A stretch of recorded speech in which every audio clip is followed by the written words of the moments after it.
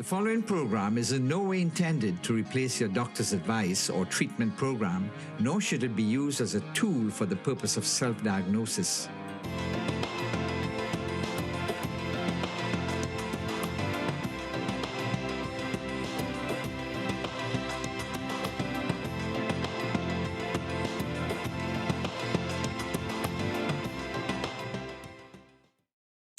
Welcome to Your Health, Your Choice. Tonight we're going to be going back to one of our favorite areas, diabetes, but I want to address some controversies surrounding the area of diabetes, what I call sometimes fake medical news that keeps coming out on WhatsApp and Facebook, etc., radio stations. And very often when patients come in, we have to talk about what is accurate medical information. So we're going to talk about some controversies surrounding the whole concept of diabetes. So this program is Your Health, Your Choice. And your health is indeed your choice. You need to make decisions every single day that will impact your health. If you're not diabetic, you can prevent diabetes to a certain extent by healthy living, exercise, healthy eating, etc., making sure you're being checked regularly. So your health is indeed your choice, not just in diabetes, but for different types of cancers, which you can be screened for, hypertension, certain types of infections. So very often, as I've said on this program before, we tend to play a blame game where life is concerned. So I can wax philosophical for a minute because, as you know, I'm also a pastor.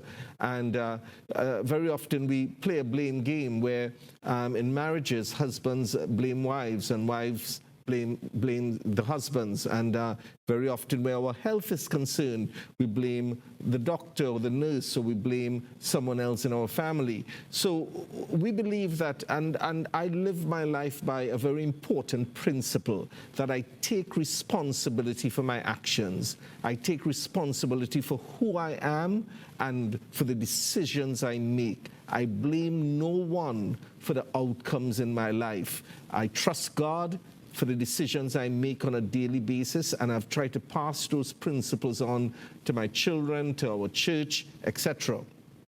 As we get into this program, I just want to remind you that our diabetes wellness centers, the Anaposis Center is made up of the Anaposis Chapel, which is our church, which is based at number 12 Johnson Street in Coquet.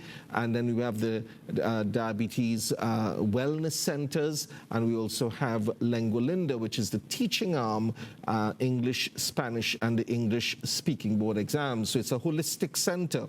And within the Diabetes Wellness Center, we have diabetic educators, we have a clinical psychologist, we have a fitness instructor, we also have a network of dietitians, podiatrists, etc., that we refer to. So our main center is in Vista Bella, number 10 Lance Street, and our other centers in Chagonas on Caroni Savannah Road, the Chagonas Specialist Center near Baggins Drugs, 665-1141. The number in Vista Bella is 482-4269, and we are now also in the Penal area at 1190 SS Erin Road. The number there is 324-0720 or 222-2363 on a Friday. And very soon, and in fact in the next 2 weeks, I'll be interviewing Dr. Raquel Sugbir, who is based at the Grays Medical Center in Port of Spain on Alcazar Street, number 16 Alcazar Street. She's really into anti-aging medicine and obesity, and we'll be partnering with her. So we will also, the Diabetes Wellness Center will also be based at 16 Alcazar Street. The number there is 235-3604. 235-3604. And many of you who look at the program in Port of Spain have asked me if we're going to have one of our centers in Port of Spain, and soon enough we will be doing that. So you can start ringing that number 235-3604, and we'll start taking your names and telephone contacts, and as soon as we get going, we'll let you know. So diabetes, some of the misconceptions about diabetes. I'm going to bring up slide 2. And slide 2 is really summarizing some core principles about diabetes, and there are 3 C words there. Diabetes is common, it's chronic, and it's controllable. So those 3 C words: common, chronic, and controllable. And we can just come off that slide because I want to just explain some of the figures that you might be seeing on the slide. So when we say common, the US figures is 1 in 13. That's about 6 to 7% of the population. But in Trinidad, we are now thinking, because we still don't have the accurate figures, that the prevalence of diabetes is between 13 to 15%. So that's more like 1 in 6 or 1 in 7 of the population are already diabetic, and maybe another 30% of the population might be pre-diabetic. So that's a condition that we can talk about, because long before you become diabetic, and I'm talking about type 2 diabetes, but even type 1, you are in a pre-diabetic phase, and then you become diabetic later on. The second C word that we used was chronic, that diabetes is a chronic condition. And this is often a misunderstanding. When we treat things like throat infections, chest infections, etc., those are acute infections. They can be treated with antibiotics, and those conditions will clear up within a week or 2. Diabetes is a lifelong condition. Now, I know some of you might be screaming at me, and by the way, this is a pre-recorded program tonight. We are not live for the next 2 weeks. It's a pre-recorded program, but you can still WhatsApp your questions on 482-4269. So you can WhatsApp your questions on 482-4269, and we will try to return the answers to those questions. So it's chronic, it's lifelong, and many of our patients simply find that difficult to accept. One of the things about diabetes is that people often go into denial. So I see patients every single week, and when we in fact take a careful history, it's clear that that patient was told that their blood sugars were slightly raised maybe 5 or 6 years ago. I had a patient like this just last week, and the patient went into denial and did not do any blood sugar readings, did not go for any lab testing, did not see a healthcare professional for about 5 years, and then presented to me last week with a blood sugar of above 400 and a HbA1c. That's the test we do that gives us a 3-month average of your blood sugar, the HbA1c, and the HbA1c was extremely high. So diabetes is a lifelong condition. It's something that you have to live with. But the last word, the C word, last C word that I showed on that slide was that it was controllable. Diabetes is controllable. In fact, if you control your blood sugars, control your blood pressure, control your cholesterol, those 3 key conditions, you can live a normal life with diabetes. Diabetes does not have to cause all the problems that we see. And unfortunately, many people, and one of the misconceptions about diabetes is that people think that they will feel unwell. They will feel tired all the time, or they may feel hungry, or they might feel lightheaded or dizziness with diabetes. No, absolutely not. In the early stages of diabetes, you may feel completely well. You have no symptoms at all. And yet, the process of diabetes has started. And in fact, this process has started maybe 5 or 6 years before, when you were pre-diabetic. So even this week, I saw someone just yesterday came in to me with burning in the feet, numbness, etc. When we did his testing, he's not yet diabetic, yet he's having some what we call neuropathic symptoms, burning in the feet, etc. And his fasting blood sugar was 120. The cutoff figure is 126, and his 2-hour value was 164. So that placed him in a pre-diabetic condition. Now, he's significantly overweight, carrying a lot of fat around the tummy, what we call abdominal adiposity, and he has a family history of diabetes. So one of the things we try to do is look at the patient's risk factors for diabetes. So one of the first misconceptions I want to clear up is you do not wait until you feel unwell, then you go and have a test for diabetes. If you are in your 30s or 40s, you're slightly overweight, you may have had polycystic ovaries, you have significant fat around the tummy, you have a family history, very important, a family history of diabetes. You have both parents who are diabetic, or one parent, or you have siblings with diabetes. You do not wait until you have symptoms like blurring of the vision, burning in the feet, then to rush to your doctor. You should start screening yourself for diabetes every few years. So one of the first misconceptions I want to clear up is that people feel unwell with diabetes. On the contrary, you may feel completely well, and you may have had diabetes for a few years, and by the time, if you're waiting until you're unwell, and you then start doing blood sugar readings, etc., you may find that your blood sugars are already in the 400 and 500 range, and then you are probably already developed complications of diabetes. So I want to go to the next slide, which goes into the basics of what happens when we eat. Slide 3, I believe it is. What happens when we eat? So this is a very nice slide that talks about basically eating being converted into blood glucose, and then that results in energy. So after eating, most food is turned into blood glucose. Most of the food that you eat is turned into blood glucose, and that's the body's main source of energy. So I want to, again, second misconception is this. People think that sugar is bad for you. Now I want to be very careful how I explain this. Sugar is the basic metabolic fuel that your body needs.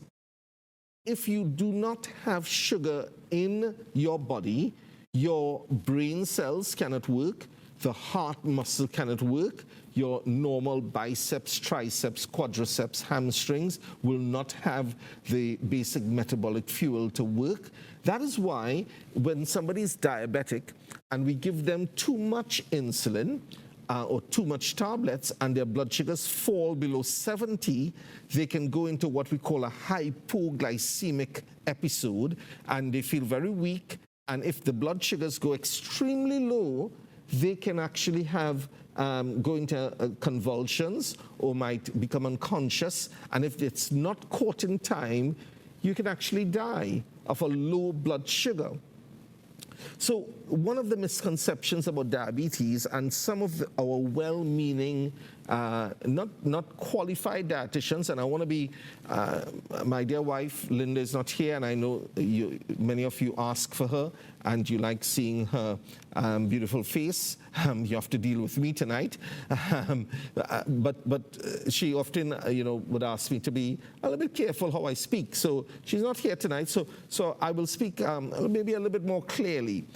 There are people peddling fake medicine out there. Now, I often tell my patients, even today I had a plumber at my home, and we have a long-standing problem that we have tried to sort out, and I did not try to sort it out myself because I'm not a trained plumber. I asked for someone who could come in and make the diagnosis of where the blockage was so that they could clear that blockage so that the water can flow. What amazes me is that people without 1 day of medical training, now I'm not saying just doctors, because you can be a nurse, you can be a pharmacist, or a dietitian, or a podiatrist, a healthcare professional. The problem is people are using the term health coaches for example, and if you look at their qualifications, they are not qualified to give medical advice. So one of the problems, we're talking about sugar, one of the misconceptions and the bad advice, and I want to say this very clearly, one of the pieces of bad advice is given is that people do not need sugar. You need to exclude all sugar from your food. That is bad advice. You need a certain amount of sugar. And the slide we showed said all the food, most of the food that you eat, now that is excluding vegetables and salad. Well, some types of vegetables, like potatoes, for example, is a starchy vegetable. But most of the main food that we eat, rice, flour, ground provision, etc., it's broken down from complex carbohydrates into sugar eventually. The problem that people do not understand is not that sugar is bad, it's the type and the amount of sugar that you're taking in. So I want to emphasize that again. We talk about glycemic index. So low GI foods are better for you. So when we talk about low GI foods, we talk about complex carbohydrates, so high fiber foods. So we say the multigrain whole wheat bread, or a ground provision, yam, dasheen, things like that are better than the white rice and the white flour. Of course, a soft drink has normal Coca-Cola, 20-ounce Coca-Cola, has about 64 grams of sugar in that bottle. Now, when you take a bottle of Coca-Cola, you are going to digest that within 15 to 20 minutes. Think about that. So what happens is that the sugar is digested and absorbed very rapidly, and your body, over a long period of time, the pancreas, the beta cells, are put under stress.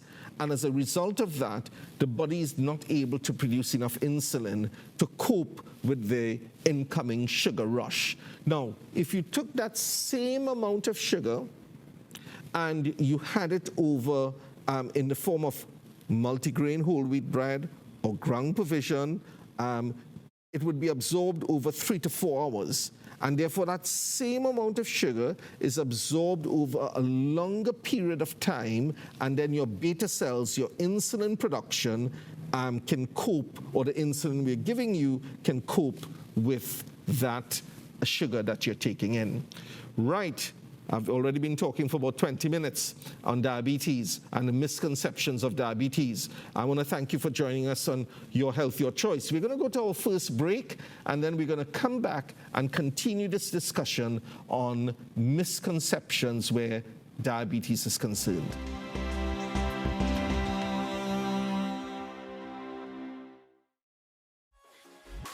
Looking for a safe place for the whole family? Well, now you've found it. We are ACTN The Voice, your family-friendly station. Whether it's current affairs, kids and classic TV, sport and community features, Christian and music programming, plus so much more, ACTN is the station for you. Join us each day for programming that puts morals, values and family first. We are ACTN The Voice, your family-friendly station.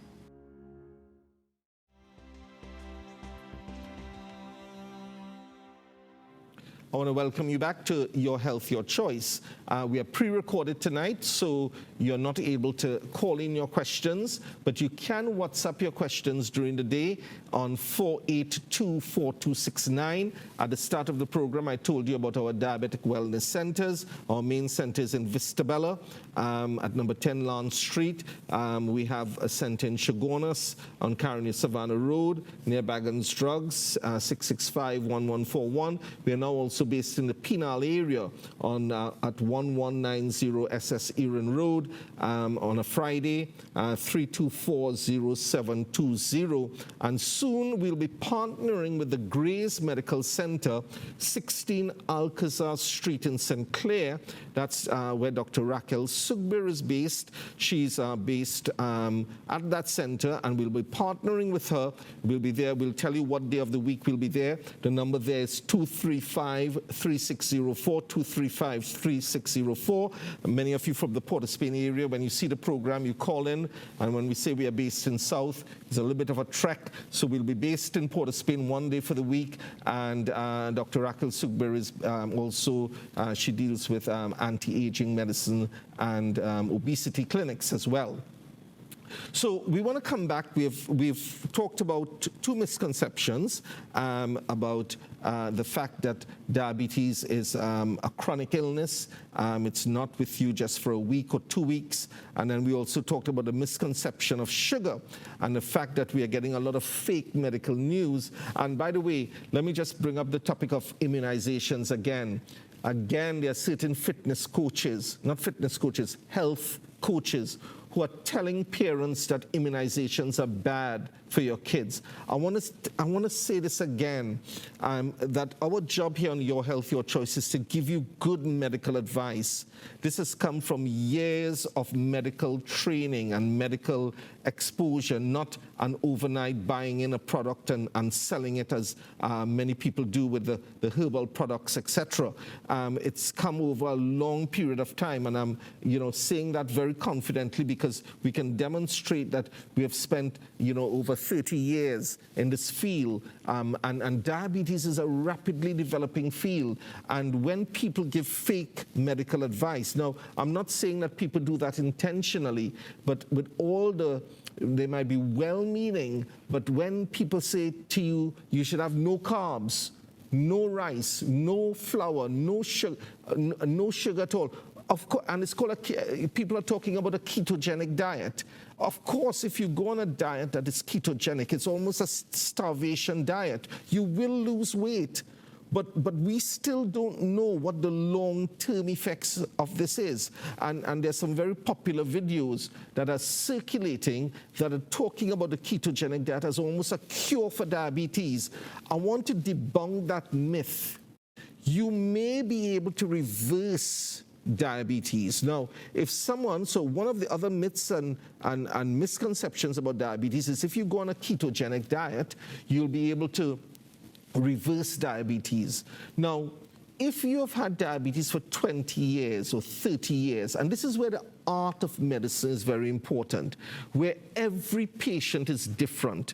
So if a patient comes into me who have had diabetes for 1 year and not much of a family history, and is significantly overweight, then definitely weight loss, intensive lifestyle treatments, weight loss, exercise, losing weight, etc., getting your body mass index down to an ideal of between 23 to 25, you can reverse some of the failing beta cell function, and your beta cells may kick back in, and your diabetes may go into remission for a while.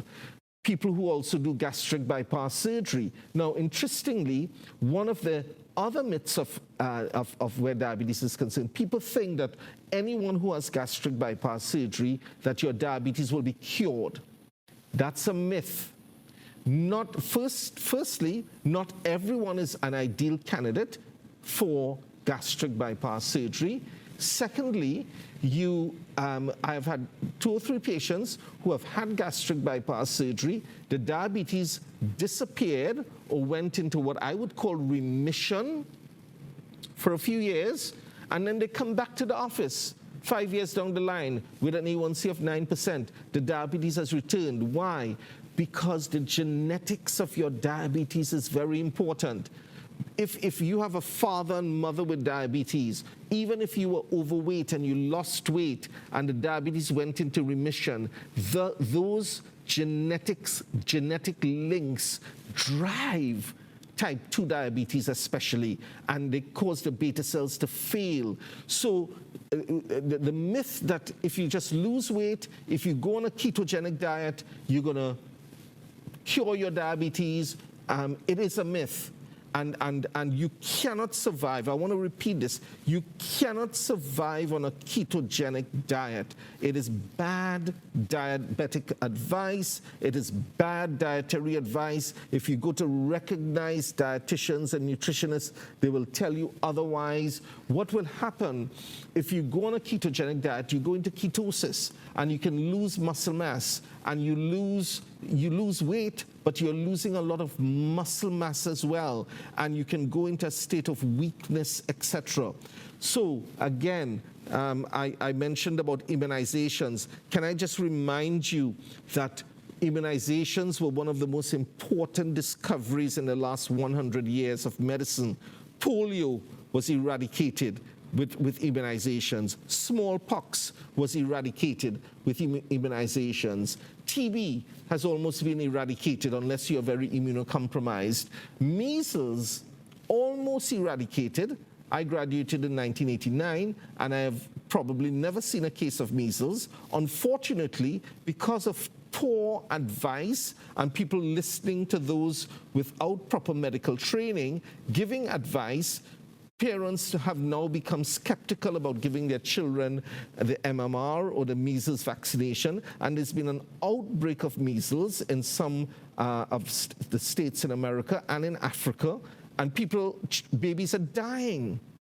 Yes, babies are dying of measles. I, would want those who are giving this anti-vaccination advice to go and be with some of these parents who have lost children because they have not taken the measles vaccination, and then see the implications of giving bad medical advice. Now, I want to tell you, I can defend what I'm saying here. You're free. Those of you who are giving the anti-vaccination advice, please ring me on 482-4269 or come onto the program and defend your position, because it is simply bad advice that you're giving, and someone has to take responsibility for that advice. So yes, I've come out very strongly because we are demystifying and debunking some of the myths surrounding diabetes. I want to go into the next slide, which I think is slide 4, on how your blood sugar is actually controlled. So this slide shows in people without diabetes, glucose stays in a healthy range because insulin is released at the right time and in the right amounts, and insulin helps glucose enters the cell. So I just want to come off that slide and spend a minute talking about this. So we are often battling with our patients, trying to explain to them that insulin is not bad for you. Do you know that some people actually would advise their patients that, no, don't go on insulin. Insulin is bad for you. Can I say that insulin is a lifesaver? In 1920, I believe, Banting and Bess was given the Nobel Prize for the discovery of insulin, and it changed the face of diabetes treatment. Formerly, before the discovery of insulin, people, especially with type 1 diabetes and type 1 diabetics, the pancreas is not producing insulin at all, and if they don't get insulin, they will die. So it is very important when a patient presents to us with diabetes, we first of all, we try to differentiate, is this type 1 diabetes or is this type 2 diabetes? And if it is type 1 diabetes, that patient needs to be on insulin and needs to be on insulin urgently. Because what does insulin do? As the slide showed, insulin acts on a receptor site on the surface of a cell. So you see that the insulin is released. So as you eat, the body releases insulin immediately at the right time and in the right amounts. And that insulin then acts on that receptor site to open that site, and then glucose is able to enter the cell where the cells need glucose for energy and metabolism. So insulin is extremely important. And when, you know, I don't want to say I pull my hair out because I don't have much to pull out, but I go gray, and I get so concerned when patients come back to me and they're told by someone who's not properly trained that insulin is bad for you, or you should not be on insulin. Not all diabetic patients need to be on insulin. Can I hasten to add that? Because we now have a lot of new treatments available, and a lot of our patients now can go on to some of the newer drugs. So the traditional drugs like metformin, and the sulfonylureas, diamicron, etc. And let me say to our Ministry of Health and our dear Minister of Health that you really need to update the formulary that is available to our government patients. I know the new drugs are more expensive, but we are doing our patients a disservice. I can say that very, very clearly to the Minister of Health and the Ministry of Health and his advisors and the CMOHs that we need to be advocates for our patients, because the only two classes of drugs on CDAP and in our health centers for diabetes, oral drugs, are metformin and either glycoside, which can come in various generic forms, or diamicron MR, and glibenclamide, I think, might still be available. Now, that is now, if you look at the latest consensus algorithms from the ADA and the EASD, after metformin, the sulfonylureas in a lot of our patients have been relegated to 4th and 5th, yet on the government service. After metformin, the only choice doctors have is the sulfonylureas. So you know, when patients are placed on those drugs, another myth is that patients are not trying.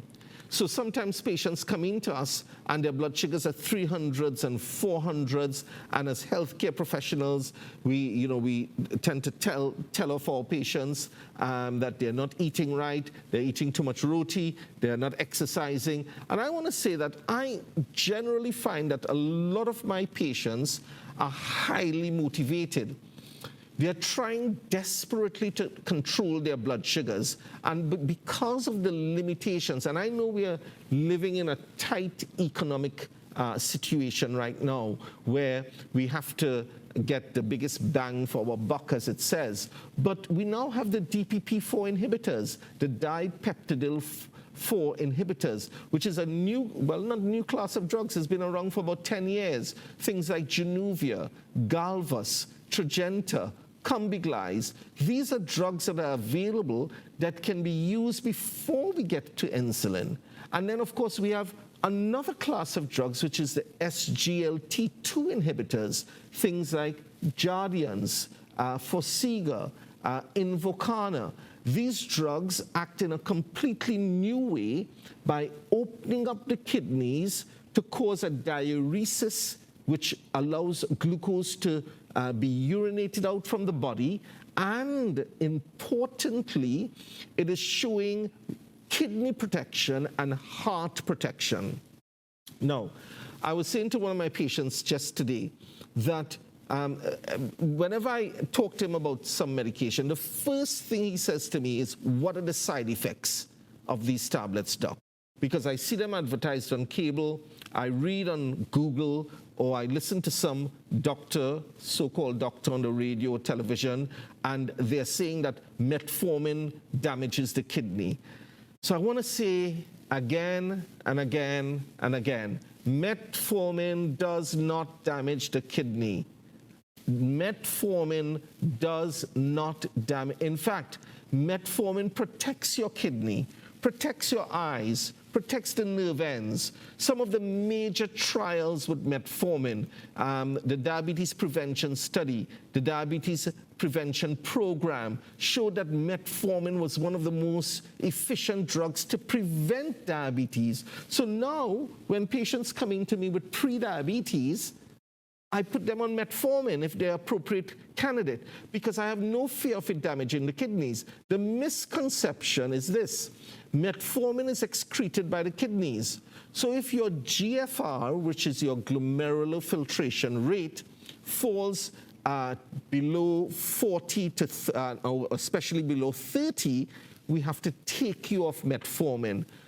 And unfortunately, some people interpret that to mean that the metformin has damaged the kidney. No, what we are saying is that metformin is excreted by the kidneys. So if the kidney is not working properly, metformin will accumulate in the bloodstream, and then you can cause toxicity. So we have to take you off the metformin.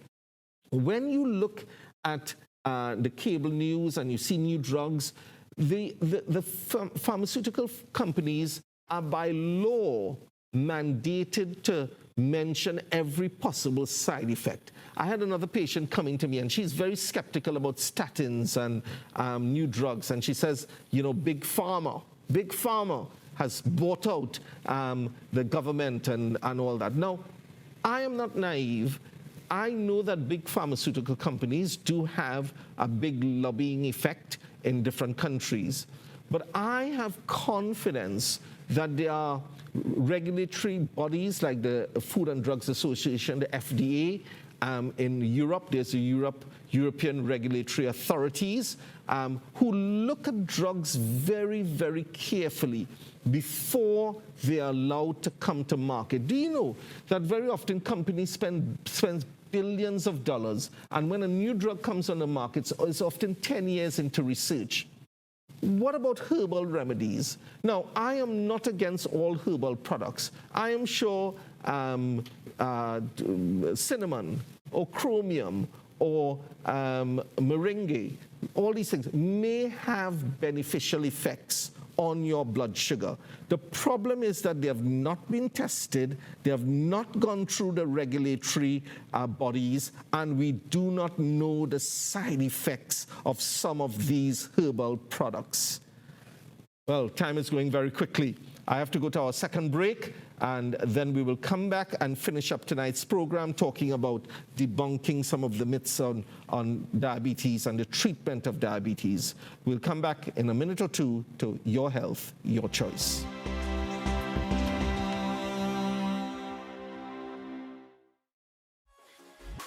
Looking for a safe place for the whole family? Well, now you found it. We are ACTN The Voice, your family-friendly station.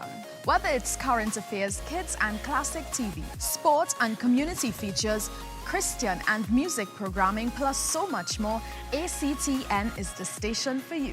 Join us each day for programming that puts morals, values, and family first. We are ACTN The Voice, your family-friendly station.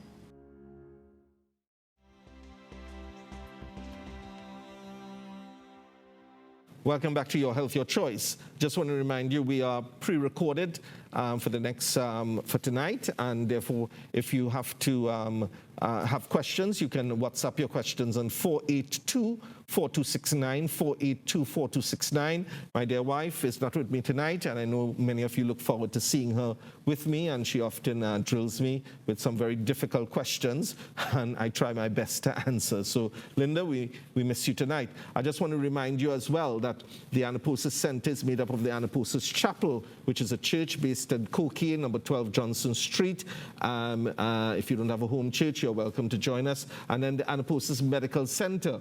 Now, the Diabetic Wellness Centers are now based at 3 sites. We are in number 10 Lance Street in Vistabella, 482-4269, Shogunas on Carnegie Savannah Road, near Baggins Drugs, 665-1141. We are now based on a Friday at 1190 SS Erin Road on 324-0720.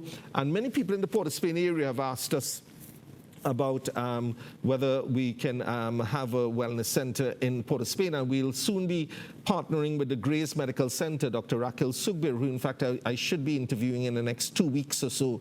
She's into anti-aging medicine and obesity, anti-obesity clinics, and she's based at 16 Alcazar Street in St. Clair, and the number there is 235-3604. And if you want to start setting up appointments to see us at the Diabetic Wellness Center in Port of Spain, you can ring that number and we will tell you which day we'll be there. So I want to go on to the next slide because we only have about 15 more minutes, and I think this might be slide 6. Yes. So I showed you a slide before which was in people who are not diabetic. So what happens in people who are diabetic and result in high blood glucose and hyperglycemia? In diabetes, blood glucose builds up for several reasons. So one is on the left-hand side, your beta cells are becoming progressively exhausted, too little insulin. 2, the cells cannot use insulin well. And 3, the liver releases too much glucose. So I'm just going to come off that. And that was maybe 25 to 30 years ago. Those were the 3 main mechanisms we were dealing with in type 2 diabetes. 1, the beta cells were not producing enough insulin. So let me remind you again, what happens when you are not diabetic? You can have, and I'm not advocating this, but you can have 2 doubles right now, and within a minute or 2, as the food is being digested, your pancreas produces a spurt of rapid insulin. That's called the first phase release of insulin. And then the beta cells release the second phase, which is a slower, continuous release of insulin, which will go on for hours to deal with that intake of glucose. When you take a soft drink, and you're diabetic, that 64 grams of sugar in the 20-ounce Coke is absorbed within 10 to 15 minutes, and the beta cells lose the first phase insulin release. So what happens is that the blood sugars spike, and if you do the blood sugars in 4 hours' time, you might see that the blood sugars are almost coming back to normal, because the second phase of insulin release is probably still intact, slightly slower, but the blood sugars eventually come back to normal. Now, this is one of the reasons why I tell so many of my patients, I don't want you to do blood sugars just first thing on a morning. Because one of the other misconceptions or the myths about diabetes is that you get up in the morning, your blood sugars are normal, and you don't take your medication because you think your blood sugars are going to go too low, or you don't take your insulin. By the time you come to my office or someone else's office, the blood sugar is 300 or 400. And then you say, doctor, your meter is wrong. That could not possibly be right. What you forgot is that you had breakfast. And unfortunately for many of you, it's white flour or a bake rather than cereals, etc., or fruit or a healthy breakfast. And the blood sugars go spiking up. So what I want to encourage patients to do if you're diabetic is to do 2-hour after meal readings. 2 hours after your biggest meal, especially your biggest meal. Now, of course, some of you are at work and you don't have your meters with you. Some of you are not doing blood sugar readings at all. Can I say, if you're diabetic, now if you're well controlled, and that can be shown by that blood test called the HbA1c. So another myth is that you go to some alternative practitioners, they take a finger prick of blood, they put it under a microscope, and abracadabra, your whole life comes up on a screen. And they tell you that you have clumping of the cells, your liver is bad, your spleen is bad, there's a problem with your kidneys, and of course then you have to take a multitude of herbal supplements to deal with all of that. I call that fake medicine. It's fake medicine. You cannot take a finger prick of blood, put it under a microscope, abracadabra, and you see your whole life, all your organs. If medicine was as easy as that, well, I wasted the last 30 years. My daughter, who's just finished the first year of her medical training, is wasting her next 10 years trying to learn how to make a proper diagnosis. That is not how you make a diagnosis. And I know some people listening to me would not like this, but you're welcome to ring me on 482-4269. You're welcome to come onto this program. I want to invite some of the people who are doing this kind of medicine. Come onto the program and let's talk about it. I'm not going to push you into a corner. Come, let's talk about it, because we need to debunk the myth that you can make a diagnosis by taking a finger prick of blood and putting it under a microscope. No, but what you do need to do is do your blood sugar readings. Now, diabetes is advancing, so we now have what we call continuous glucose monitoring devices. The Freestyle Libre device or the iPro 2 device. These are devices we put on your arms or your tummy, and it's measuring your blood sugar every 10 to 15 minutes.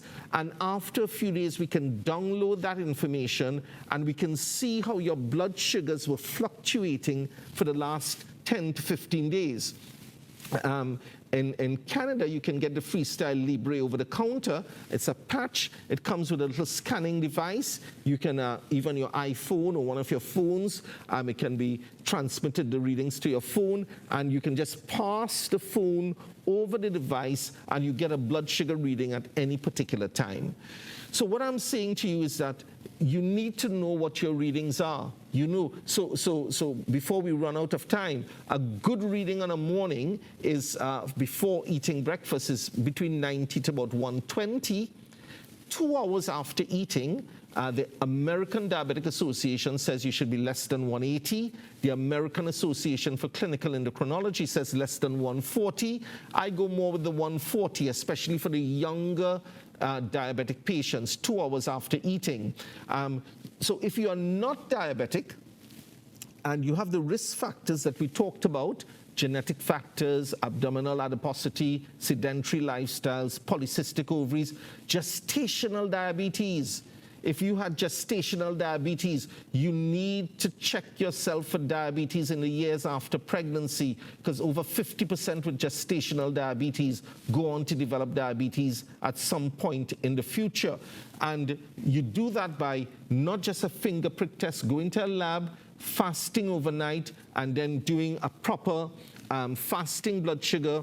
We give you a glucose drink, 75-gram glucose drink, and then do a 1-hour test and a 2-hour test, and then do a urine test as well, and we can tell whether you're pre-diabetic, not diabetic, or full-blown diabetes. So we said that the beta cells are producing too little insulin, but the next big thing in diabetes is insulin resistance. And this is where there's a lot of misunderstanding about type 2 diabetes I'm talking about now, because sometimes we are pushing medication at patients, we are giving them insulin, the blood sugars are high, patients come in, and as we say in Trinidad, we give them a good buff because they are not doing what we want to do. Can I just say, diabetic patients are already under a lot of stress. As healthcare professionals, we need to come gently alongside our patients, not be soft on them, and sometimes, because sometimes I'm tough on my patients, and I tell them in a nice way, you know, you're really not following our advice. I really can't do much more for you unless you're committed to change your lifestyle. But I want to encourage family members as well as healthcare professionals, the myth that all diabetics overeat. All diabetics are hungry. The myth from one of our former ministers of health that all patients who are overweight, obese, are overeating is simply not true, because we know that many patients who are obese, their metabolism is slow.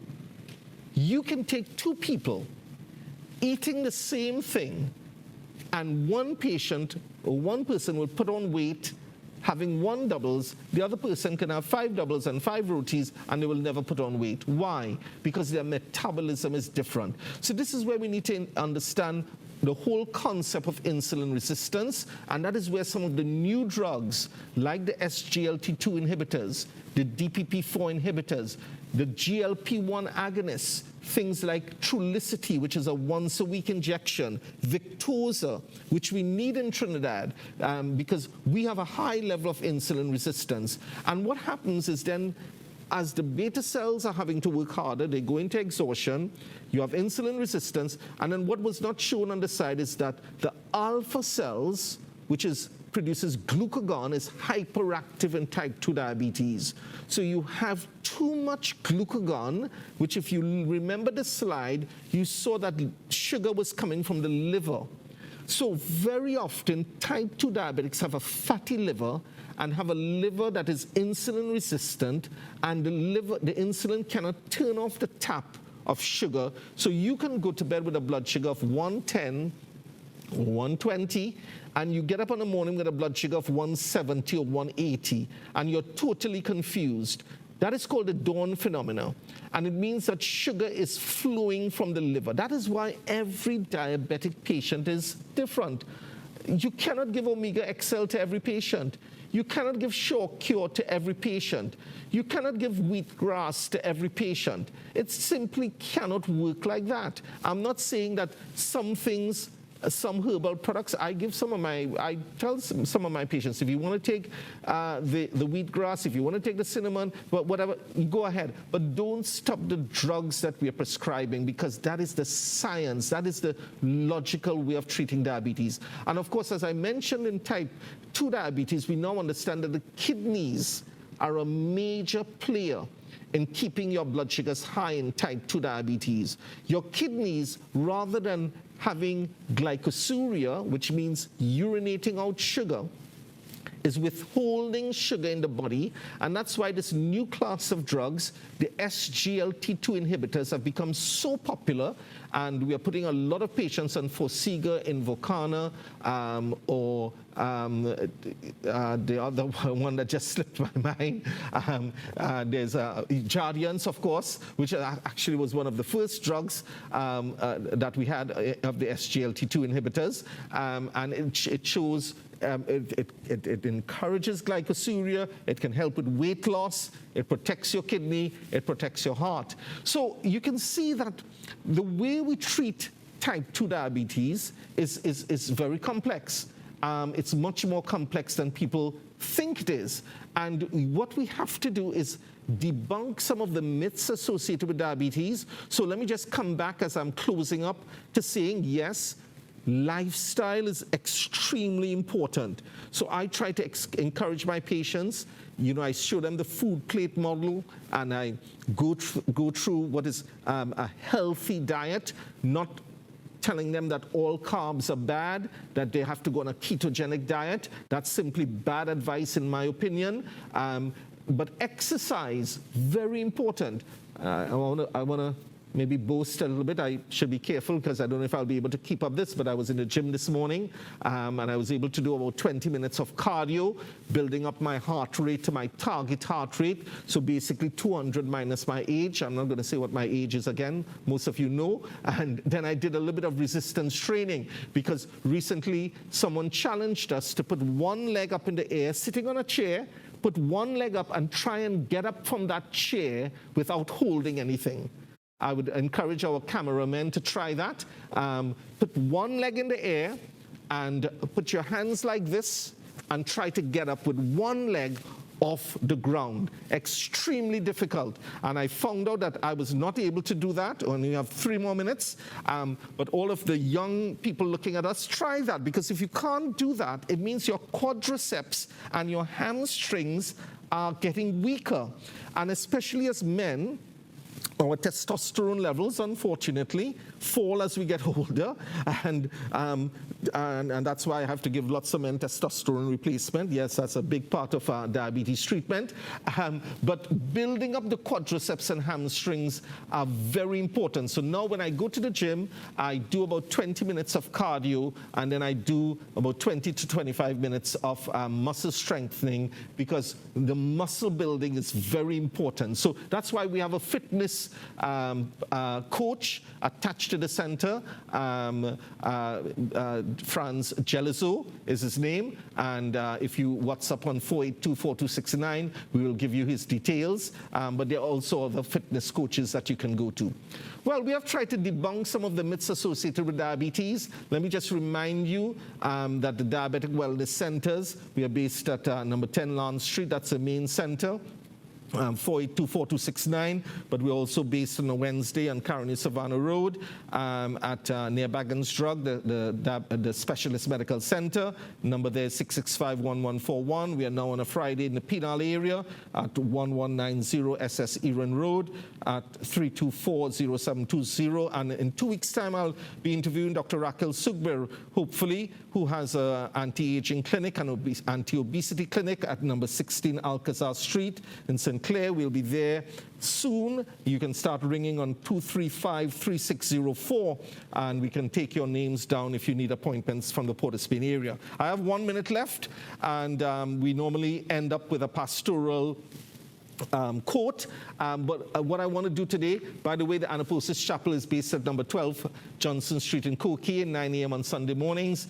Our church, God has given us, as many other churches, a heart for those who are outside of the care of the network of care within our society. So those who are ostracized, those who are homeless, the widows, the aliens and strangers in the land. Can I say again that recently I've been really troubled to see that there's so much media hype trying to target the Venezuelan community. I have no doubt that there are some bad apples that are coming in, and we have to be vigilant. But as a church, we are here to build the kingdom of God, and the kingdom of God are meant to be for all. So we welcome those to our church and to our faith community, those who are homeless, those who need help, those who are dysfunctional. In fact, the church is a place for the spiritually sick. If you are perfect and you are whole and you have no problems, then our church is probably not the place for you to be. But if you are facing struggles and you're facing things that are not right in your life, anaposis means rest, renewal, and restoration. Come unto me, all who labor and are heavy laden, and I'll give you rest. This has been Your Health, Your Choice. The program is replayed on Thursdays at 1 p.m. and on Sunday nights at 6:30 p.m. Thank you very much for joining us tonight on Your Health, Your Choice.